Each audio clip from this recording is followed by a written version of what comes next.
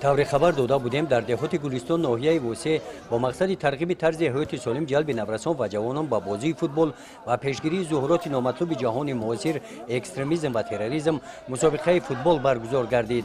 чорабинии мазкур бо пешниҳоди бахши кор бо ҷавонон ва варзиш ва сарпарастии ҷамъияти деҳоти Гулистон бо ҷалби наврасон ва ҷавонон аз рӯзи 29 июл то рӯзи 12 август тӯли 15 рӯз идома ёфт.